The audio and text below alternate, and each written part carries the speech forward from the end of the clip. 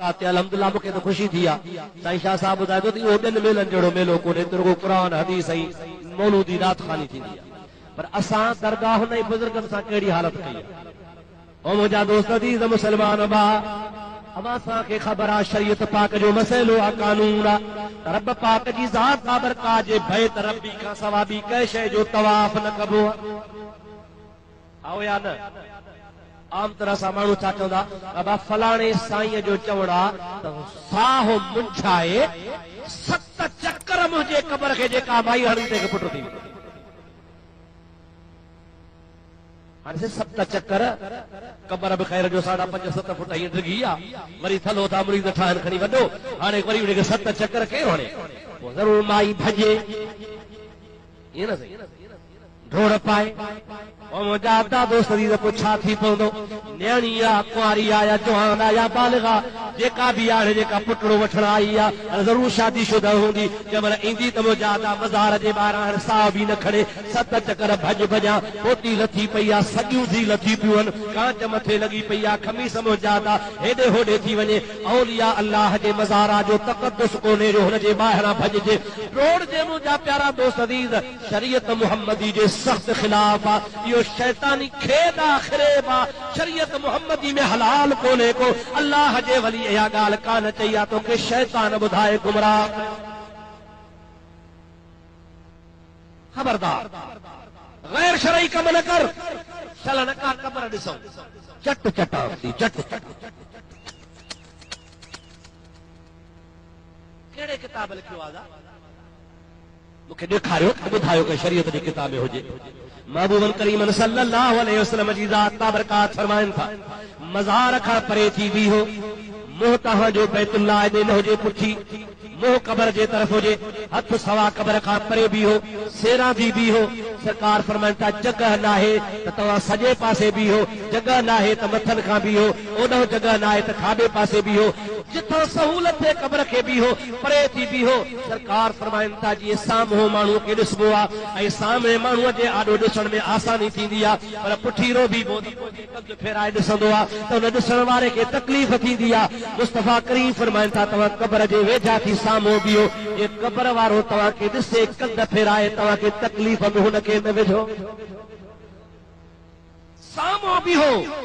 जगह नाहे मथन खां बीहो ॿिए पासे बीहो पर वेझा न अचो हथ न लॻायो आला हज़रत अज़ीमुल बरकत मुजद्दिद मिल्लत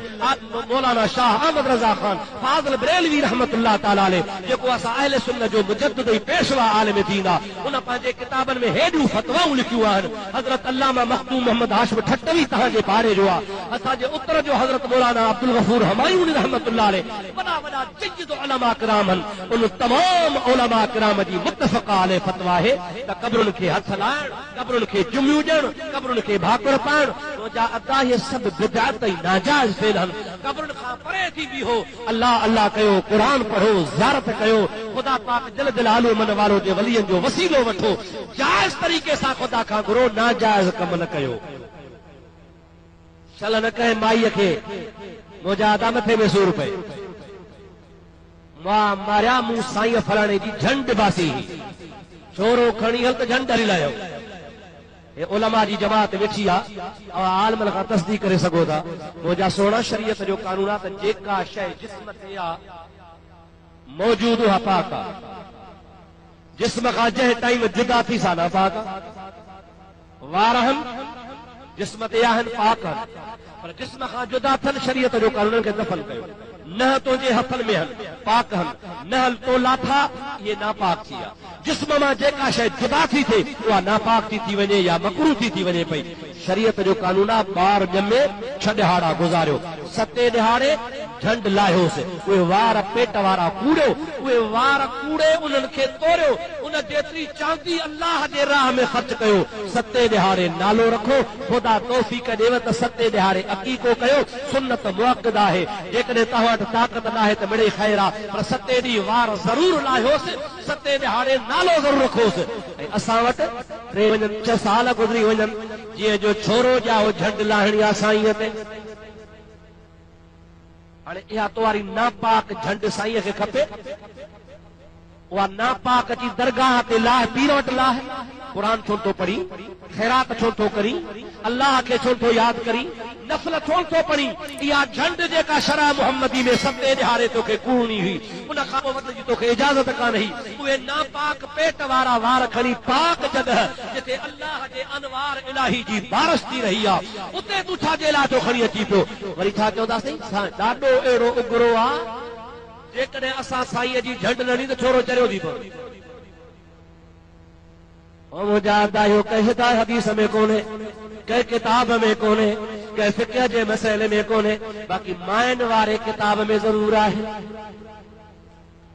۽ انهي کتاب کي پاڻ اهڙو پڙهيا هو جو قرآن حديث پوئتي پر مائي وارو کتاب خبر کان زور آ صحیح گھر جو دھڻي آ نہ لٺ تي وهي پئي ماني محل تي کان ملندي کپڙو کون ملندو آهو نہ صحیح مجھا دا اñا ٻيون ڳالهيون هاڻي تव्हां کي ڇا کولي ٻڌايا مجھا ڀا عزيز اوهان سوچيندو مول صاحب تو جو پالو ئي کون پيو آ او مجھا سونا عزيز خدا شل تव्हां کي به ایمان ڏي چوامي مرد ٿو مرد آهيو مرد ٿي ڏيکاريو الرجال قوامون على النساء اللہ تعالی جی ذات بابرکات فرمائیندو آ مرد حاکم آ عورت ہن جی محکوم آ مرد کے ہمیشہ اللہ پاک حاکم بڑائے موکلیو آ پر جو پان ہمت چھڈے عام چوڑی آ جے مرش تھے بھاری تڈاڑی بگار آو یا نہ چھا چوندا ہو مرش تھے بھاری تے چو تو صحیح بدھا تو صحیح بار تھی دیا نا ہاتھ کھڑی لگایا گھڑن کے بار سے ہاں تھوڑا ہاتھ لگایا ہاتھ تو گھمایا خبر تو پے گھڑن کے بار اے مسلمان تو جی حال او مجاہدہ اسا کے رسم رواجن مارے دو اسا کے معاذ اللہ مجا پیارا دوست عزیز رسم ایڑو خراب کیو جو شریعت پاک دے ویجھائی کون ہے او مجا پیارا دوست سی گالیوں وری پانجے میں وہی کندا دے واہ واہ یہ صحیح مدن ہو بھٹ دھنی تے بھٹ دھنیا پر مدن جی منزل اñا اڑے یہ وری کیا جسے بیٹا ایسا پہ وضو کرے مدن چو چھا تھو کری کہ وضو تھو کیا کہ یہ تھورو وضو کبو یہ کر نار پیوڑو مصر میں بک ڏئی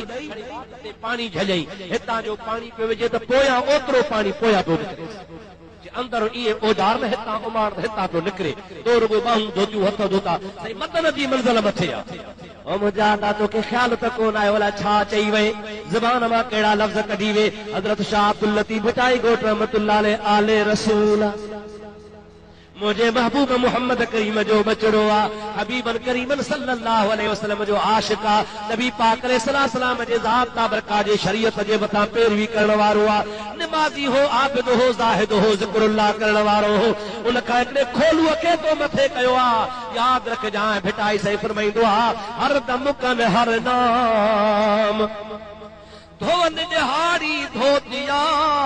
من نہ گجاؤں میم سا کوڑا کن کلام ہر بنا محمد جام کم نہیں دو کو بیو